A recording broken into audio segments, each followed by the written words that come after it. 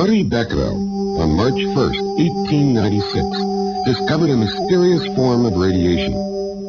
He observed that the compound potassium uranyl sulfate continuously emitted invisible rays that could not be turned on or off. The mysterious radiation discovered on this date became known as radioactivity.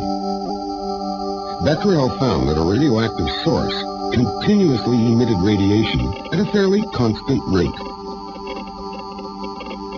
This process was not affected by heat or by chemical solvents.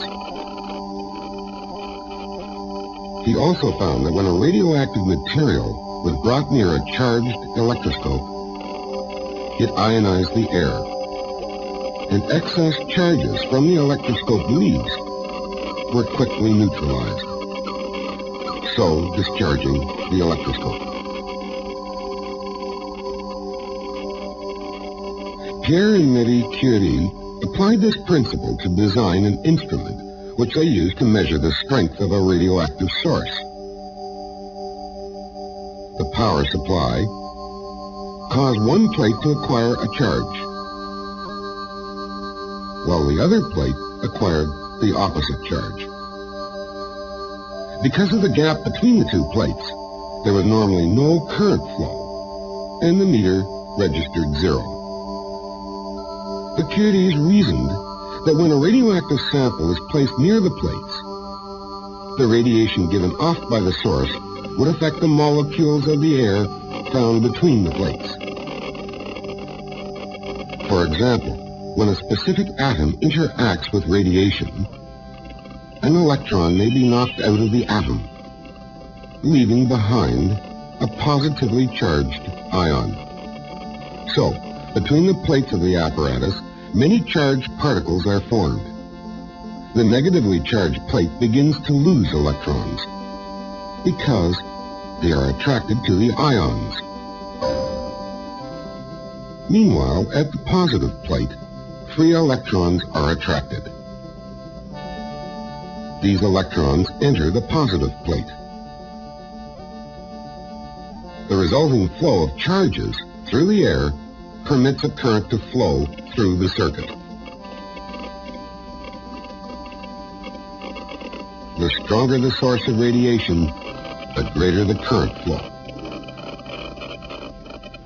In 1899, Ernest Rutherford used this principle to examine the radiation given off by uranium. He placed very thin aluminum foil absorbers near a uranium sample and watched the meter to see if the reading on the detector changed. He found that the reading dropped rapidly as the first few sheets were added, but declined at a much lower rate as more sheets were added. The graph shows that the radiation drops dramatically sheet by sheet until after 4 sheets it levels out. From these results, Rutherford concluded that the radioactive source must be emitting at least 2 types of radiation. One had very little penetrating ability and was completely absorbed by several sheets of aluminum foil. He called this alpha radiation. The second type was able to penetrate a much greater thickness of aluminum foil. He called this beta radiation. Within a year, the French physicist Paul Villard showed that there was a third type of radiation, which had a much greater penetrating power than beta. It came to be known as gamma radiation. Further experimentation revealed that alpha, beta, and gamma radiation differ in other ways. A radioactive source, enclosed in lead shielding, with a single opening on one side produces a beam of radiation.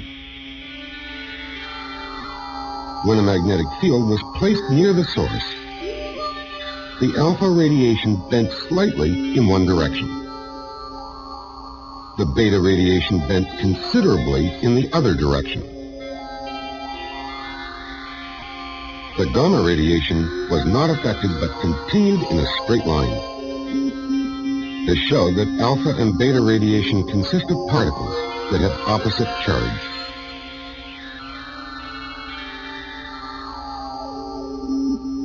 Further work carefully measured the deflection of beta particles and compared the results to those produced when a beam of electrons interacted with a magnetic field and deflected in the same way.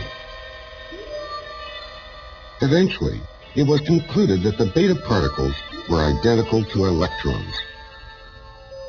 These beta particles travel at high speeds, which in some cases approach the speed of light.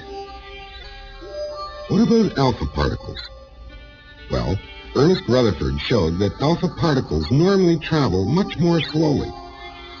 Each alpha particle is identical to the nucleus of a helium atom and has twice the charge of a beta particle.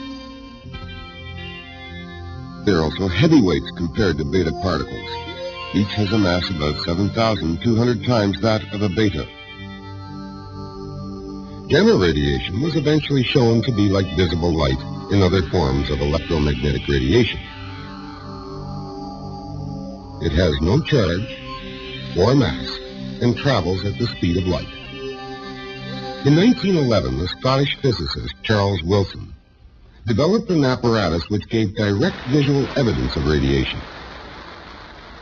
The modern version consists of a block of dry ice on which is set a plastic cylinder. A ring of absorbent material inside the dish is saturated with alcohol. When a radioactive source is inserted in an opening in the cylinder, and the apparatus is illuminated by a light source, tiny vapor trails soon become visible.